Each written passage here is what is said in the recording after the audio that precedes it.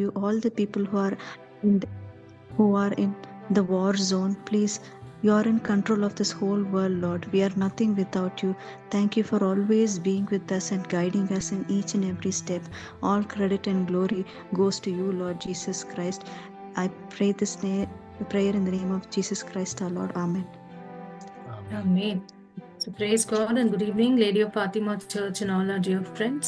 So இன்றைக்கு நாம் தியானிக்க போடும் புஸ்தகம் லேவியர் ஆகமம், புக் ஆஃப் லெவிட்டிகஸ். ஸோ லேவியர் ஆகமம் புத்தகம் என்பது ஒரு கதை, வரலாறு மற்றும் சட்டம் ஆகியவற்றின் கலவை ஆகும். இது மோசே என்பவரால் எழுதப்பட்டது. லேவியர் ஆகமம் சீனாய் மலையில் முக்கியமாக நடப்பதாக தோன்றுகிறது. லேவியர் ஆகமத்தின் முக்கிய ஆளுமைகளில் மோசே, ஆரோன், நதாப், அபிஹூ, இலியசார் மற்றும் இத்தமார் ஆகியோர் அடங்குவர். தேவனுடைய எல்லையற்ற பரிசுத்தத்தை பற்றிய புரிதலுக்கு இஸ்ரேலரை இழுக்கவும் அவர்கள் தம்மிடம் பரிசுத்த முறையில் செயல்பட அவர் விரும்புகிறார் என்றும் எழுதப்பட்டது. இதை செய்கையில் நிறைவேற்றும்படி கடவுள் அவர்களுக்கு பல கட்டளைகளை கொடுக்கிறார். இஸ்ரேலர்களுக்கு முக்கியமாக லேவிய ஆசாரியர்களுக்கு காணிக்கைகளாகவும் ஆசாரங்களையும் கொண்டாட்டங்களையும் எவ்வாறு நிறைவேற்ற வேண்டும் என்பதை பற்றி மோசே நடைமுறை அறிவுரைகளை கொடுத்ததை இந்த புஸ்தகம் விவரிக்கிறது. பரிசுத்தர் என்ற வார்த்தை பைபிள் உள்ள வேறு எல்லா புத்தகத்தையும் விட லேவியர் ஆகமத்தில் அதிக தடவை குறிப்பிடப்பட்டிருக்கிறது. அத்தியாயம் 1 எரிபலி பற்றி பேசுகிறது. கடவுளுக்கு முழுமையாக ஒப்பு கொடுத்ததை அடையாளப்படுத்தும் சர்வாங்க தகன பலி முழுவதும் அக்னியால் சுட்டரிக்கப்பட்டது. சர்வாங்க தகன பலியின் இனிமையான நறுமணம் பலியை பாவத்திற்கான பரிகாரமாக கடவுள் ஏற்றுக்கொண்டதை அடையாளப்படுத்துகிறது. 2ஆம் அதிகாரம் தானிய காணிக்கை. இது தன்னார்வமாக இருந்தது. இந்த படையில் மெல்லிய மாவு, ஆலிவ் ஆயில், ஆலிவ் எண்ணெய், சாம்பிராணி ஆகியவற்றால் அதன் ஒரு பகுதி பலிபீடத்தில் ஞாபகார்த்த பங்காக எரிக்கப்பட்டது. மிதமுள்ள பகுதி ஆசாரியர்களுக்கு உணவாக கொடுக்கப்பட்டது.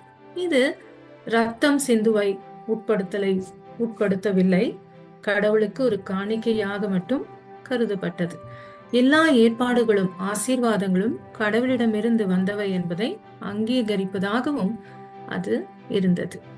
3ஆம் அத்தியாயம் ஐக்கிய பிரசாதம். இது சமாதான பலியாகவும் பிரசாதம் என்று அழைக்கப்பட்டது.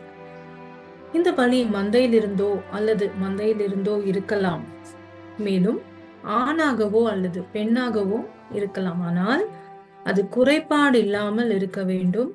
இந்த பலி தனித்தன்மை வாய்ந்ததாக இருந்தது.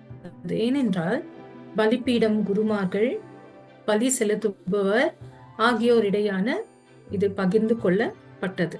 இது சமாதானத்தையும் தேவனுடனான ஐக்கியத்தையும் அடையாளப்படுத்தியது. இது கடவுளுடைய இரக்கத்தையும் ஏற்பாட்டையும் நன்றி அறிதலுடன் அங்கீகரிப்பதாக சேவித்தது. 4ஆம் அத்தியாயம் பாவ நிவாரண பலி. அறியாமல் செய்த பாவங்களுக்காக இது கட்டாயமாக்கப்பட்டது. மனித அபூரணத்தின் மத்தியிலும் கடவுளுடன் ஒரு உறவை காத்து கொள்வதற்கு பாவ நிவாரண பலி மிக முக்கியமானது.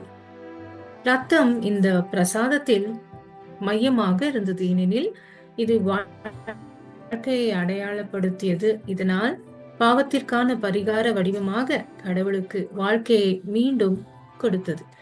5ஆம் அதிகாரம் குற்ற நிவாரண பலி.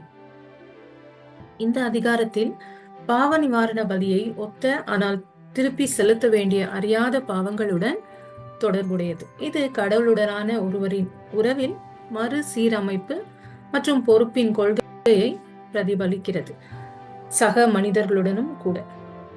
6ஆம் அதிகாரம் பல்வேறு காணிக்கைகளை பற்றிய ஆசாரியர்களின் கடமைகளும் பலிபீடத்தில் நெருப்பை பராமரிப்பதன் முக்கியத்துவத்தையும் பற்றி பேசுகிறது. முக்கிய தலைப்புகள் பின்வருமாறு. 7ஆம் அதிகாரத்தில் காணிக்கைகள் மேலும் விரிவாக கூறப்பட்டிருக்கிறது. குறிப்பாக குற்ற நிவாரண பலி மற்றும் சமாதான காணிக்கைகளில் கவனம் செலுத்துகிறது. 2ஆவதாக ஆசாரிய நியமனம். அத்தியாயங்கள் 8 மற்றும் 9 ஆரோன் மற்றும் அவரது மகன்களின் பிரதிஷ்டை 8ஆம் அதிகாரத்தில் பலிகள் மற்றும் அபிஷேக சடங்குகளை ஆசாரிய கடமைகளுக்கு ஒதுக்கி வைப்பதற்கான விரிவான வழிமுறைகள், ஆசாரியர்களின் பங்கு, ஆரோன் பலிகளை வழங்குகிறார். கடவுளின் மகிமை வெளிப்படுத்துகிறது. கடவுளுக்கும் மக்களுக்கும் இடையில் மத்தியஸ்தம் செய்வதில் ஆசாரியர்களின் பங்கை உறுதிப்படுத்துகிறது. அடுத்த அதிகாரம் 10ஆம் அதிகாரம் நதாப் மற்றும் அபிகோவின் மரணம். இந்த அதிகாரத்தில் ஆரோனின் குமாரர்களான நதாபும் அபிகோவும் கர்த்தருக்கு முன்பாக அங்கீகரிக்கப்படாத அக்கினியை செலுத்துகையில் துயரம் ஏற்படுகிறது. நாமும் கூட ஆண்டவருக்கு பிடிக்காத காரியங்களை செய்யும் பொழுது இப்படியாகத்தான் ஆகும். இந்த அதிகாரத்தில் இதன் விளைவாக தெய்வீக நெருப்பு அவற்றை விழுங்குகிறது. ஆரோனும் அவருடைய மீதியான குமாரர்களும் துக்கப்படாமல் தங்கள் ஆசாரிய கடமைகளை தொடரும்படி கட்டளையிடப்படுகின்றனர். இந்த அத்தியாயத்தில் பரிசுத்த காணிக்கைகளின் நுகர்வு தொடர்பான கூடுதல் வழிமுறைகளும் உள்ளன.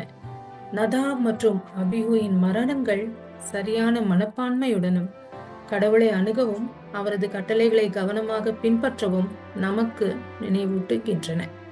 அவர்களின் மரணங்கள் ஆசாரிய பாத்திரத்தின் முக்கியத்துவத்தையும் கடவுளின் பரிசுத்தத்திற்கான முழுமையான மரியாதையையும் அடிக்கோடிட்டு காட்டுகிறது. அத்தியாயம் 11 சுத்தமான மற்றும் அசுத்தமான விலங்குகளை பற்றிய உணவு சட்டங்களை விவரிக்கிறது. இஸ்ரேலரை மற்ற தேசங்களிலிருந்து வேறுபடுத்தி காட்டுவதில் உணவு சட்டங்கள் குறிப்பிடத்தக்க பங்கை கொண்டிருந்தது. இந்த சட்டங்களை கடைபிடிப்பதன் மூலம் அவர்கள் சடங்கு தூய்மையை பராமரித்தனர், மேலும் கடவுளுக்கு கீழ்ப்படிவதையும் விசுவாசத்தையும் நிரூபித்தனர். இன்று நமக்கு இந்த அத்தியாயம் நாம் உடல் ரீதியாகவும் ஆன்மீக ரீதியாகவும் உட்கொள்வதை குறித்து கவனமாக இருக்கவும் சுத்தப்படுத்தவும் ஒதுக்கப்பட்ட வாழ்க்கையை வாழவும் கற்பிக்கிறது. அடுத்த அத்தியாயம் 12 பிரசவத்திற்கு பிறகு சுத்திகரிப்பு. பிரசவத்திற்கு பிறகு சுத்திகரிப்பு பற்றி சட்டங்கள் கோடிட்டு காட்டப்பட்டுள்ளன. பிரசவத்திற்கு பிறகு ஒரு பெண் ஒரு குறிப்பிட்ட காலத்திற்கு சடங்கு ரீதியாக அசுத்தமானதாக கருதப்படுகிறாள். இறுதியில் சுத்திகரிக்கப்படுவதற்கு ஒரு பலி செலுத்த வேண்டும். தூய்மையை மீட்டெடுப்பதில் சடங்குகளின் முக்கியத்துவத்தையும் இந்த அத்தியாயம் விளக்குகிறது. பிரசவம் பாவமாக கருதப்படாவிட்டாலும் கூட அதனோடு சம்பந்தப்பட்ட ரத்தம் சடங்குறுதியாக அசுத்தமானதாக கருதப்பட்டது. அக்காலத்தில் சுத்திகரிப்பு செயல்முறை சமூகத்துடன் கடவுளுடனும் பெண்ணின் உறவை மீட்டெடுப்பதை குறிக்கிறது. கடவுளுக்கு முன்பாக ஆன்மீக ரீதியில் சுத்தமாக இருப்பதன் முக்கியத்துவம் இன்று நாம் ஞாபகப்படுத்துகிறோம் இந்த அதிகாரம் மூலமாக. அடுத்த அதிகாரம் 13ஆம் அதிகாரம் பொது சுகாதாரம். அதிகாரப்பூர்வ வழிகாட்டுதலின் முக்கியத்துவத்தையும் ஓரங்கட்டப்பட்டவர்களுக்கு இரக்கம் காட்டுதலும் தனிமையின் தாக்கம் மற்றும் தூய்மையை பின்தொடர்தல் பற்றிய முக்கியமான நுண்ணறிவுகளை இந்த அதிகாரம் வழங்குகிறது. பல்வேறு வகையான காணிக்கைகளுக்கு முக்கியத்துவம் கொடுப்பது கடவுளுடனான உறவு வெறும் சடங்குகளுக்கு அப்பாற்பட்டது என்பதை குறிக்கிறது.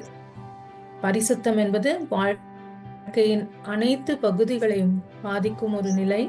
கடவுளின் தன்மையை பிரதிபலிக்கும் ஒரு வாழ்க்கை முறையை வளர்க்க நம்மை அல்லது உண்மையில் அனைத்து கிறிஸ்தவர்களையும் தூண்டுகிறது.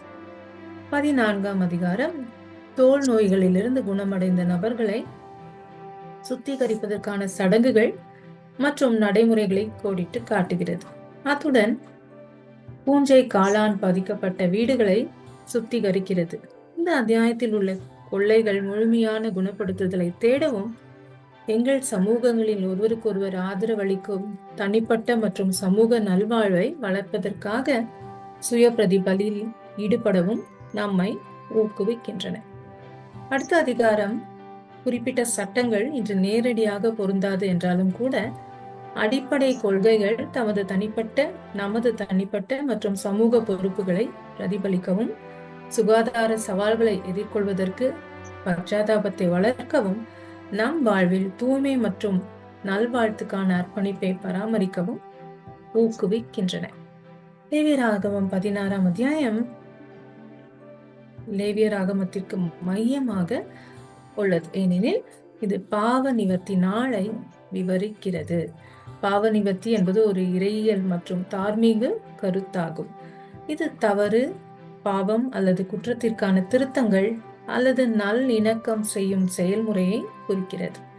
இது பொதுவாக கடவுளிடமிருந்தோ அல்லது மற்றவர்களிடமிருந்தோ மன்னிப்பு கேட்பது மற்றும் மீறல் செயலுக்கு பிறகு சரியான உறவை மீட்டெடுப்பது ஆகியவை அடங்கும். இந்த அத்தியாயத்தில் யாம் கெப்பு என்று கூறப்பட்டிருக்கும். இது என்ன என்று பார்த்தோம் என்றால், இது ஒரு நோன்பு நாளாக இருந்தது. நோன்பு நாள் என்பது அந்த காலத்தில் ஆண்டின் புனிதமான நாள். நாம் கடவுளுக்கும் நம் ஆன்மாக்களின் சாராம்சத்திற்கும் மிக நெருக்கமாக இருக்கும்போது யாம் கப்பூர் என்பதை அவர்கள் கொண்டாடினார்கள். இது பாவ நிவிர்த்தி நாள் என்று பொருள்படும். இந்த வசனம் பாவ நிவிர்த்தி நாள் என்று கூறப்படுகிறது.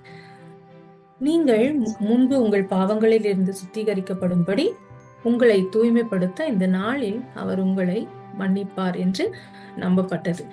எப்போது இதை கொண்டாடுவார்கள் என்று பார்த்தோம் என்றால், இது ஆண்டுதோறும் 10ஆம் தேதி நிகழ்கிறது.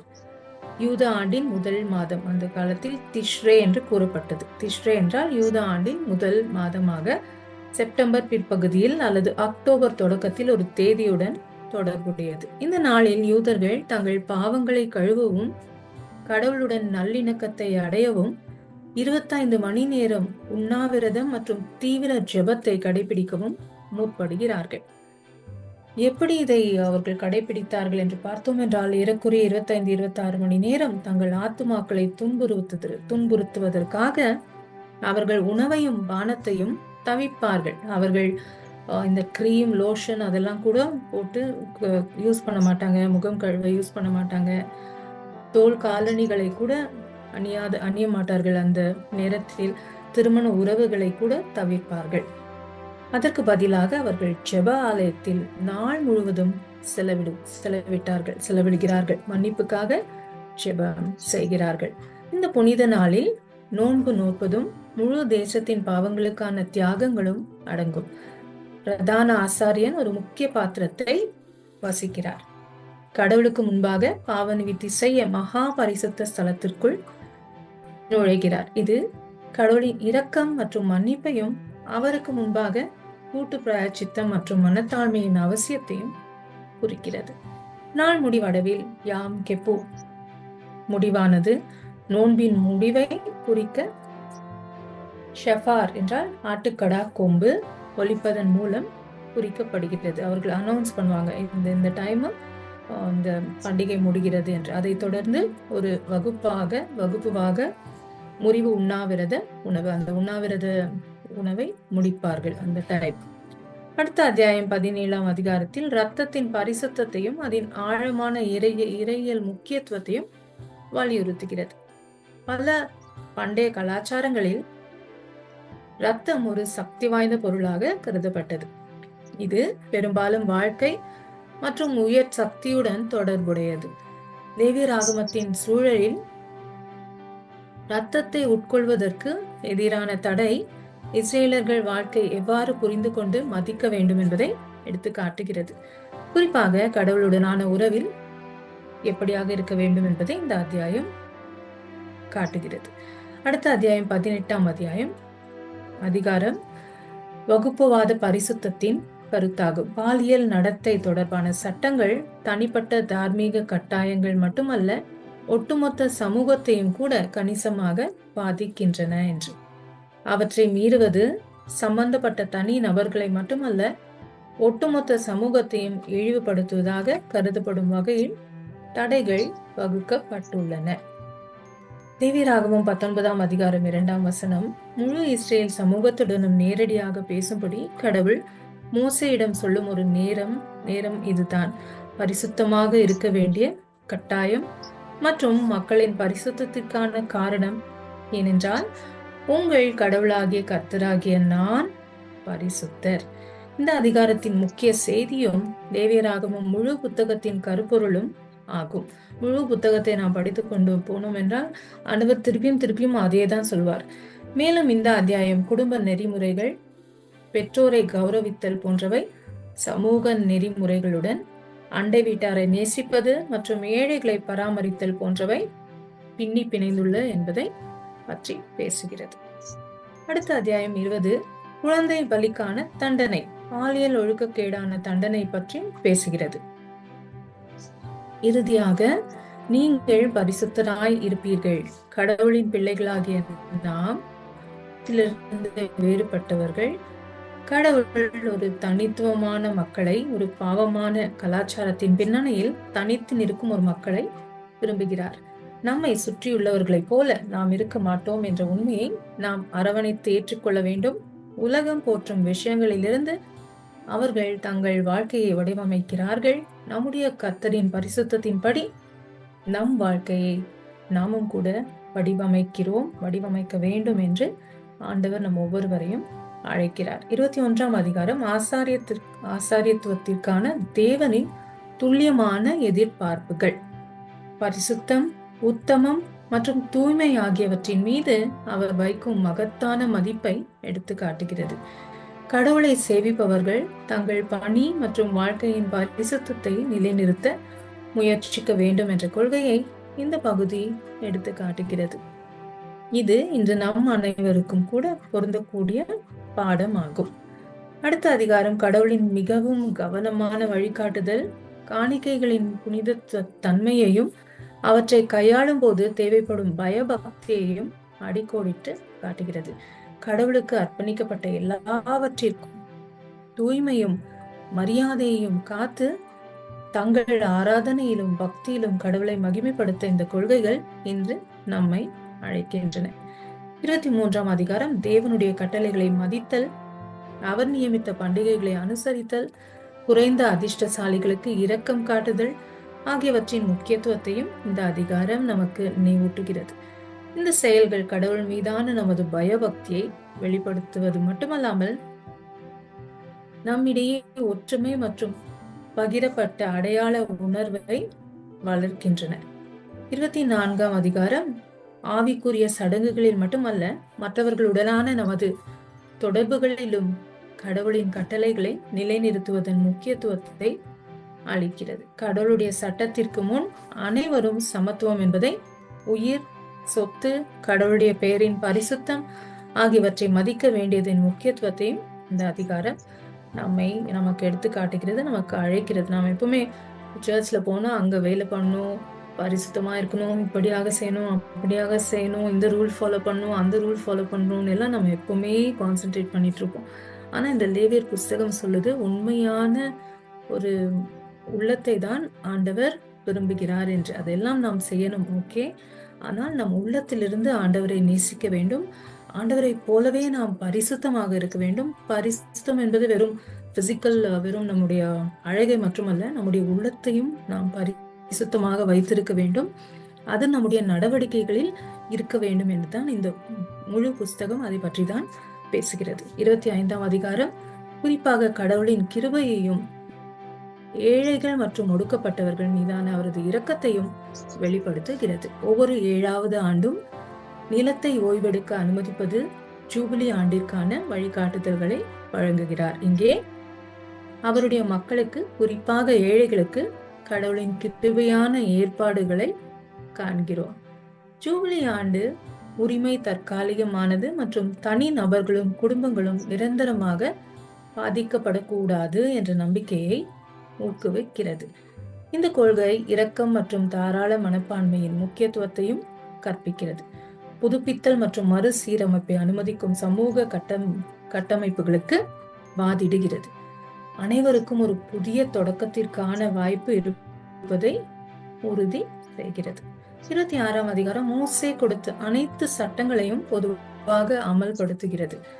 ஒரு புறம் கீழ்ப்படிதல் வழக்கில் வெகுமதி வாக்குறுதிகளால், மறுபுறம் கீழ்ப்படியாமைக்கு தண்டனை வழங்கப்படும் என்று மிரட்டல்கள்.